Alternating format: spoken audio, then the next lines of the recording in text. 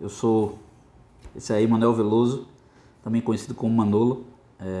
Acho que muita gente me conhece já da ilha, de cadeira, de arquibancada, de camarote, mas talvez não tanto na gestão, porque eu sou um pouco recluso. Enfim, minha história começou há muito tempo atrás, quando eu conheci ele do Retiro, entrando na sede com meu pai, de mão dada, quando eu era muito criança.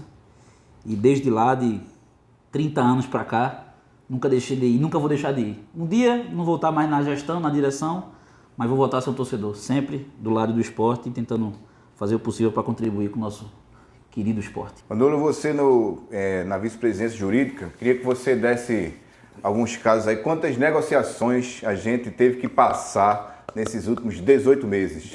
Rapaz, foram muitas. Algumas que a gente pode citar, alguns contratos longos que a gente conseguiu desfazer com êxito, né, sem despesa nenhuma para o clube, como o Rogério, que foi para o Bahia, acho que Lenis, que foi para um time da Argentina, não me recordo. Encontrei com a ajuda de um grande rubro-negro que falava espanhol, o professor Rogério, que me ajudou muito. Foi até engraçada essa história, mas é longa, não posso contar. E acho que Jair foi para o Atlético Mineiro e a gente conseguiu quitar com essa negociação 1,5 milhão do que a gente devia ao Atlético Mineiro pelos direitos federativos, direitos econômicos de André. A gente deve um valor para o Sporting de Lisboa, mas devia para o Atlético Mineiro, a gente conseguiu quitar 1,5 milhão. A gente tem feito alguns parcelamentos na CNRD, desculpa. Acho que agenou Magrão do seu trabalho, David do seu trabalho, Duval, um acordo entre amigos aqui, que foi um caso sui generis. Nosso capitão, a gente fez lá uma conta, mandou cortar pela metade e pagar. Como foi essa história? Foi difícil, né? O segundo ídolo da minha vida, finado Leonardo, o maior ídolo da minha vida, eu tive que negociar com o Duval. Pensei que a emoção não ia permitir que eu fizesse um bom acordo para o esporte, mas o capitão que deu essa demonstração de carinho e amor, viu que o esporte estava em dificuldade, a gente fez uma conta lá, não vou me recordar, a gente basicamente cortou pela metade e está pagando ao capitão com muita dificuldade, às vezes atrasando, e ele entende, ele é um cara, enfim, cada vez mais ídolo, cada vez mais xerife, cada vez mais... enfim, teve muitas outras. Acho que no final, no cômputo geral, Petruc, desses anos, eu estava até fazendo uma conta um dia desse, a gente pagou, que é compulsório, né, 18 milhões de reais à TV, que a gente devia do empréstimo que havia sido feito no passado. A gente está terminando no final do campeonato, acho que mais ou menos uns 10 milhões para aquele ato trabalhista, né, que é o ato trabalhista que a gente tem que reter 20% das nossas receitas. A gente pagou 1 milhão, estou falando aqui a grosso modo, tá? 1 milhão para os 9 milhões que a gente deve aos empresários de Richelli, aos empresários, não ao atleta. Foi um patrocínio que ele mesmo conseguiu, a gente, enfim, obviamente usou para abater da dívida, dar uma segurada para não contar juros e multa. 1,5 milhão de Jair. A gente teve diversos outros parcelamentos pequenos de funcionários que foram sendo demitidos, a gente foi fazendo. Parabenizar logo o nosso administrativo, o coronel conseguiu fazer esses pagamentos. Tentamos fechar com chave de ouro com mais 2 outros negócios, que é o parcelamento fiscal da nossa dívida, que é fazer toda a dívida, construir que toda a dívida fique num parcelamento só. Esse parcelamento ser realizado, a gente deve diminuir o nosso débito fiscal na metade. Brilhante trabalho feito pelo nosso advogado contratado do Clube, Dr. Estácio, e 2 grandes rubro-negros que ninguém conhece, que merecem ser valorizados, que é Ricardo BVA e Antônio Souza, nosso Toninho, que estão trabalhando diuturnamente nisso para concluir o quanto antes. E a gente pagar também essa dívida que a gente tem com o Sporting de Lisboa, que não quer parcelar com a gente, porque a gente prometeu várias vezes pagar e não pagou desde 2015, 16, quando a gente comprou o André, contando com a ajuda da CBF, um sacrifício até pessoal, um aval do presidente Milton Bivar, e temos que valorizar também a participação do Luciano Bivar, que nosso eterno presidente também, que foi lá presencialmente na CBF tentar fazer essa composição. A gente acha, Petruc, que isso vai ser apresentado tudo ao Conselho com detalhes, que a gente deve, e a gente vai deixar, lógico, algum passivo de 2 a 3 milhões, porque a gente não tem fluxo de caixa, todo empresário sabe disso. Não tem fluxo de caixa, você deve. Mas a gente deve deixar um superávit de uns 30 milhões de reais para a história do clube. E se der certo o pagamento de André ao Sporting de Lisboa, esse valor sobe para 35. Ninguém na história do esporte pagou tanta dívida como o Milton Bivar. Ninguém. Aí eu desafio quem tiver feito isso. E se a gente continuar remando dessa forma, ou com a gente, depende do torcedor, ou sem ser a gente, ou sem ser conosco, desculpa, a gente entende que com 5 anos a gente zera a dívida do esporte. É algo natural, plausível, é só ter a responsabilidade de sempre. Gastar menos do que arrecada. O que a gente fez nesse período foi sobreviver. Gastar menos do que arrecada e pagar as dívidas mais prementes, mais necessárias. E agora a gente entende que a gente tem que gastar menos que arrecada e arrecadando mais, né? Devido à inexistência de desconto de televisão e ao fato de estar na Série A mais consolidado, os patrocinadores vão chegar mais junto, a gente pode gastar menos que arrecada, pagar a dívida e investir. O próximo passo é acrescer a essa postura austera, responsável, investir. A gente não fez antes, porque a gente não mente. Não adianta mentir para o torcedor. O torcedor tem que ter pé no chão. A gente tem um time humilde, porque a gente não pode pagar mais. Quem prometeu mais do que podia, gastou mais do que podia, se salvou na última rodada da Série A, do mesmo jeito, tendo o dobro de folha. E outro ano a gente nem se salvou. Não ganhamos nada como clube. Temos que ser responsáveis com nossos funcionários, com nossos jogadores e com o nosso torcedor.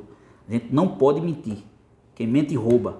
A gente só promete o que pode cumprir. E a partir do ano que vem a gente espera, caso se entenda que o biênio persista, que a gente faça um pouco mais, que é passar a investir no clube em diversas áreas, como Ilha do Retiro, enfim, time de futebol, base, que deve ser o mantra de qualquer clube. Acho que como na educação, a educação tem que ser um mantra de uma nação grande, a base é a nossa solução, tanto para dar resposta técnica em campo, para o torcedor, que merece, como para dar resposta financeira. Vi de 2 jogadores que a gente vendeu ano passado, e esse ajudou muito as finanças do clube. A gente vendeu o primeiro por 900, e ficou com um bom percentual dele, o segundo por 2.350, se não me engano, e ficou com um bom percentual dele. A ideia é que agora a gente duplique novamente o valor para um próximo, e aí como diz um certo presidente de clube para mim uma vez, para você vender um jogador de 10 milhões, você tem que vender 10 de um. Acho que a gente está no caminho certo e tem que seguir esse caminho, é a nossa ideia. Manolo, você falou da base, aí a gente teve um período difícil por conta da pandemia, uma dificuldade que não foi só do esporte, muito difícil, foi do mundo inteiro. Isso. Queria que você falasse desse tratamento que o esporte tem na base como padrão, independente das dificuldades, como é o padrão que a gente cuida dos meninos contratualmente falando. A gente cuida muito bem, a gente estava até fazendo um relatório ultimamente. Nesses últimos 2 anos foi a primeira vez que o esporte não perdeu nenhum jogador. Quando eu falo nenhum jogador, é que a base é muito difícil, porque você é treinador da base, você pode dizer, eu não quero o João, que João jogue mais. Manda João embora, de repente João apareceu no Cruzeiro. Aí a gente viu uma final da Copa São Paulo, acho que foi ano passado ou retrasado, ano passado, se eu não me engano, e salvo engano, os 2 goleiros da final eram jogadores do esporte. Os 2 goleiros. E eles foram embora do esporte sem nenhum motivo. Não tem, vamos buscar a justificativa para eles irem embora. Não existe. O que se convencionou, inclusive desde o ano passado, do início da base, onde a gente tinha lá 20 diretores, grandes diretores, pessoas abnegadas, todos eles grandes amigos, que enfim, por divergências e de cunho não pessoal, mas de entendimento do que se devia praticar, houve algum tipo de conflito. Mas não foi por questões morais, não foi por nada de errado que fizeram, absolutamente, pelo contrário, modernizaram bastante. Apenas é que casa que falta pão, todo mundo briga e ninguém tem razão. Então no esporte a gente discutia por recursos. E o que a gente tem praticado lá é fazer o possível. E nessa pandemia, em decorrência da dificuldade de a gente ter de pagar o próprio salário dos funcionários e dos jogadores, a gente via a possibilidade real de perder jogadores da base por ausência de pagamento de obrigações acessórias da profissão, ajuda de custo, alguns com salário. E a gente escolheu o quê? A gente escolheu ceder jogadores. A ideia foi nossa, ninguém pediu pra gente. A gente cedeu vários jogadores. Salvo engano, 12, não vou me lembrar porque eu não estou na base, mas os contratos passam por mim. E a gente cedeu para quê? Para que esses clubes pagassem o salário dos jogadores, investissem nos jogadores, botassem os jogadores para jogar. 1 ou 2 deles houve pagamento.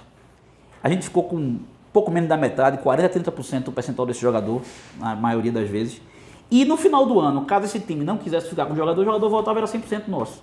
E não ficando, ele ficaria nesse clube, clubes de expressão nacional no sentido de venda de jogadores, ou seja, esses percentuais que esse clube vai vender, esse 30% a 40% que o clube vai vender, com certeza vai ser muito mais do que os 100% se a gente vendesse. Infelizmente, é uma realidade, a gente tem que ter o pé no chão, ser humilde e não mentir.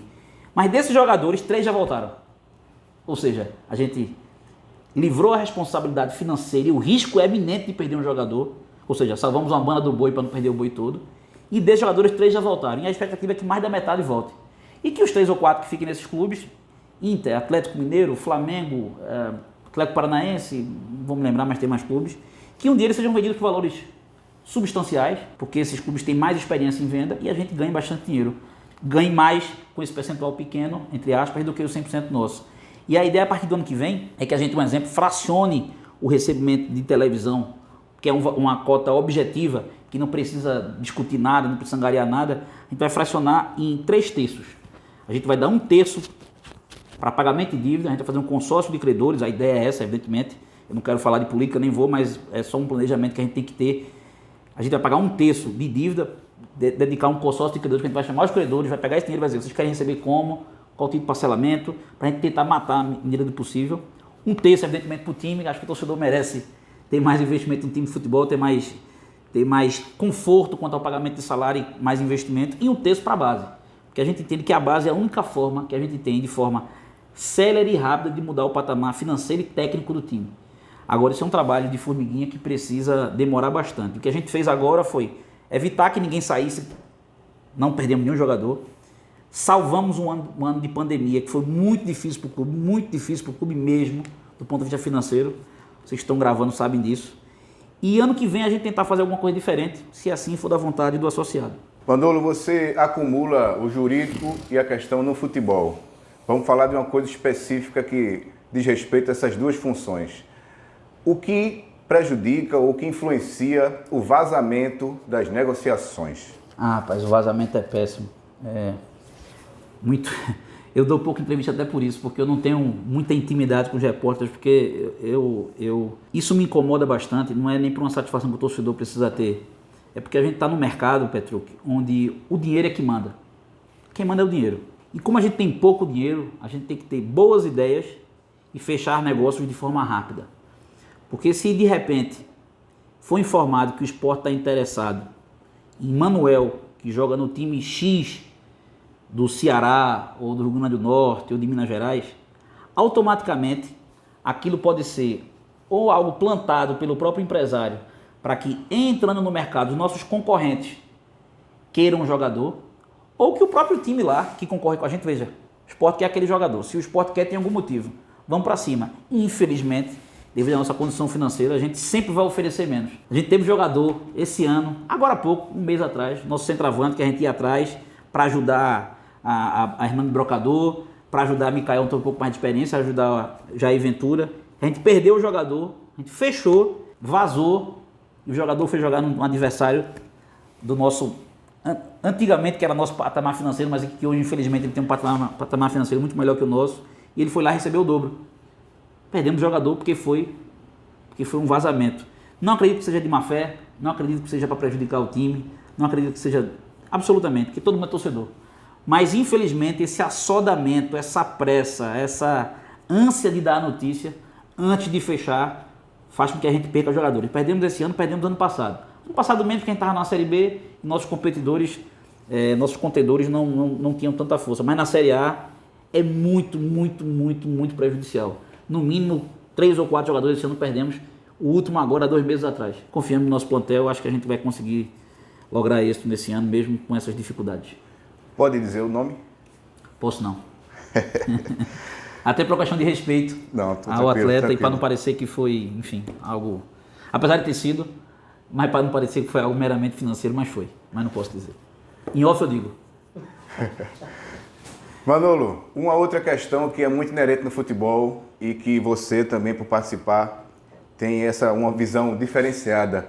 Empresário de jogador. Como é esse tratamento, você que está na parte tanto jurídica, contratual, como também de tratamento direto com esse pessoal, qual a avaliação que você faz desse, posso dizer assim, profissional que trabalha no futebol? O problema do empresário é o mesmo do advogado ruim e do advogado bom. Do repórter ruim e do repórter bom. Tem empresários bons e empresários ruins.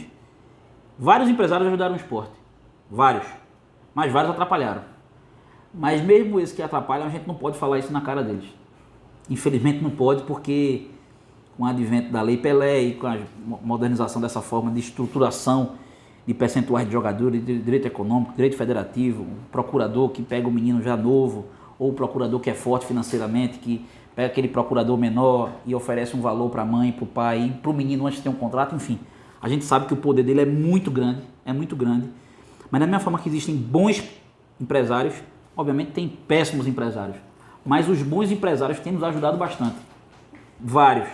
Eu acho que, já que é um assunto que está posto, que a gente não pode fugir, é uma questão de legislação, o esporte não pode ir contra isso. Se a gente for remar contra a maré, a gente não contrata ninguém, infelizmente. A gente tem que fazer uso dos bons empresários. E no esporte temos jogadores com ótimos empresários, parceiros e inclusive pacientes do ponto de vista financeiro Vários deles, todo mundo sabe que qualquer contratação você tem que pagar o agenciamento do jogador. Existe um percentual fixo que se calcula de acordo com a quantidade de tempo de contrato e a quantidade de salário. Isso é padrão, não é o Sport que criou isso. Eu, quando entrei em 2019, eu era revoltado com isso, queria cortar, queria substituir o agenciamento por luvas, que aí é um problema que eu daria um dinheiro que eu daria para o atleta e ele se resolveria, mas isso não se sustentou, isso não deu certo, inclusive eu iria atrapalhar o clube se eu quisesse colocar isso em prática. Aceitei, hoje me dou bem com isso, a gente tenta pagar o mínimo possível, até porque como os salários da gente são menores, a gente paga menos comissionamento do que se pagava antes.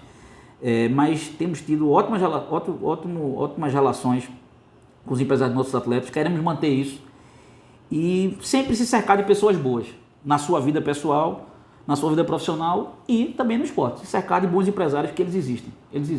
Manolo, o Sport não tinha aderido anteriormente ao Profut por vontade das pessoas que estavam na gestão. Perfeito. E agora há uma necessidade, você acredita? Queria que você falasse um pouco sobre essa adesão do Sport ao Profut. O Sport não aderiu ao Profut, infelizmente, uma decisão da gestão passada, que a gente respeita, discorda, mas respeita. E a gente agora, como o Profut não foi aprovado novamente, a gente não tem como entrar, mas a gente está fazendo um parcelamento fiscal, que eu falei agora há pouco, sendo tocado por grandes rubro-negros, que são Antônio Souza e Ricardo, e a gente está em vias de conseguir um ótimo parcelamento, evidentemente, sem algumas contrapartidas interessantes que o Profut nos dava, mas é o que a gente tem, que é a gente tentar concentrar todas essas dívidas fiscais, que, salvo engano, estavam em 80 milhões de reais. Isso varia muito, porque como o Sport possuía vários parcelamentos, o não pagamento desses parcelamentos eles vão se consolidando no decorrer do tempo. E só com essa consolidação, com a perda do parcelamento, esse valor volta a ser o valor inicial antes do parcelamento, ou seja, um valor cheio, ou seja, uma dívida de 10 milhões volta a ser 20, uma dívida de 5 volta a ser 10, uma dívida de 500 mil volta a ser 1 milhão. Com essa consolidação, esse valor volta para ser inscrito na dívida ativa em nome do clube e a gente pode fazer o parcelamento dessa importância. A gente tem esperança que até o final do ano a gente consiga concluir, graças a esses grandes rubro-negros, um escritório que tem nos ajudado bastante, que é o escritório do clube. Enfim, eu contribuo evidentemente por estar na vice-jurídica, mas o trabalho deles é hercúleo, árduo e merece todos os louros.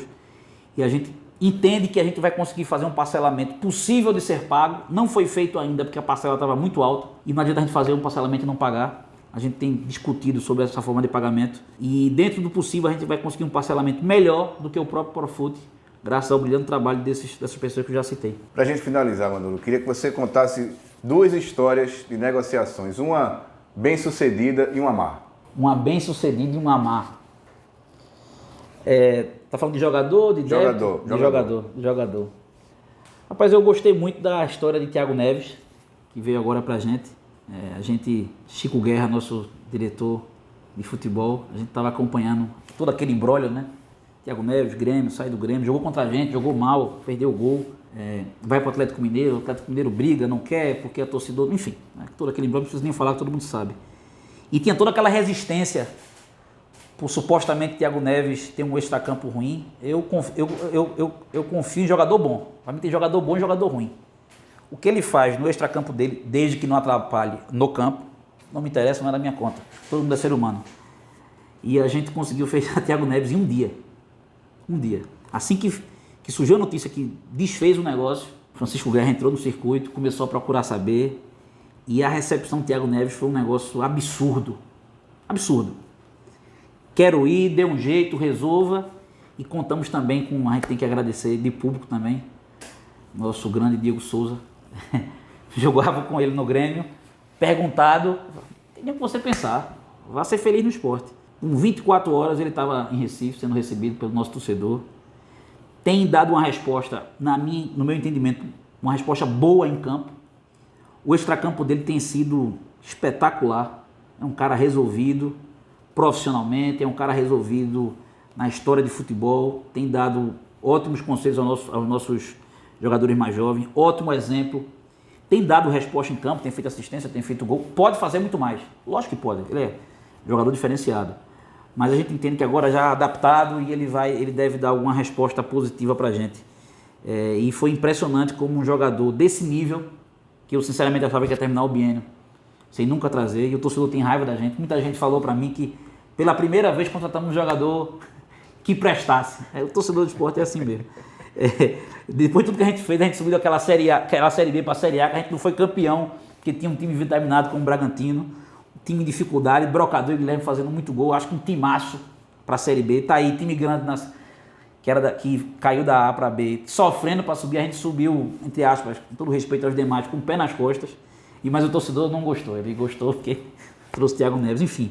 Eu acho que esse foi um jogador sui generis que eu não esperava que iria trazer, que a gente conseguiria trazer, o Sport conseguiria trazer, lógico, quem traz é o Sport, sempre sob o comando de Milton Bivar, eu não imaginei que ele ia trazer, e foi impressionante como um jogador desse nível foi a negociação mais rápida do Sport desses 2 anos. Não teve nada mais rápido do que isso, porque ele queria vir. E isso foi um espetáculo. Sobre que não deu certo, eu não queria nem falar para não queimar o jogador, porque eu também estou com raiva. Para finalizar, Manolo, futuro, como é que a gente está encarando a temporada atípica, né? Vai terminar em fevereiro. Lógico. Mas já estão pensando em elenco para 2021, como é que está o processo? Vamos esperar finalizar a competição. O que é que você sinaliza para o torcedor nosso 2021? Estamos independentemente da gestão ficar ou não, o Sport continua. Quem disse é o sócio, não quero entrar nesse cenário. Porém, o que eu posso dizer para o torcedor é que com certeza ano que vem o Sport vai ter uma capacidade de investimento muito maior no futebol, mas muito maior. Com certeza a gente vai ter condição de dar mais tranquilidade financeira aos que aqui estarão, perdão, com pagamento de salários em dia, isso é certo, a gente espera conseguir isso ainda esse mês e manter isso. Como a gente vai ter mais capacidade de investimento para brigar no mercado. É muito ruim você brigar no mercado, Petrucco, sem dinheiro, porque você brigar com São Paulo, brigar com o Flamengo, brigar com o Palmeiras, já era desigual antes, isso não mudou absolutamente nada. Mas você brigar com times do seu tamanho, sem condição de disponibilizar mais dinheiro para ganhar essas disputas, é muito difícil, é muito ruim, é muito complicado você ter que brigar com times do seu tamanho financeiro e não poder vencer eles. E eu posso dizer, sem sombra de dúvidas, dos 20 clubes do Brasil, o time que hoje, esse ano, 2020, tem menos condição de disputar um jogador, infelizmente é o Sport. E devido a essa austeridade, essa responsabilidade, essa mudança de patamar, de respeito ao que é do clube, carinho e zelo no trato do clube, dia a dia, como o presidente Milton sempre diz, vamos ter carinho e zelo. Se a gente não fizer isso para a nossa vida, se a gente não acha que aquilo é bom para a nossa vida, não vamos fazer para o Sport. Temos que ter o mesmo cuidado. Com certeza, ano que vem, a gente vai ter condição de disputar no mercado com esses times. E aí, eu acho que a gente fazendo um time competitivo esse ano com pouco dinheiro, acho que com ano que vem, com mais dinheiro, com mais capacidade de investimento, a gente pode fazer uma história bacana e bonita. A gente não gestão, a gente esporte, evidentemente. Não importa quem esteja, vai ter condição, tenho certeza absoluta disso, de investir mais no time e dar mais alegria ao torcedor que tanto merece.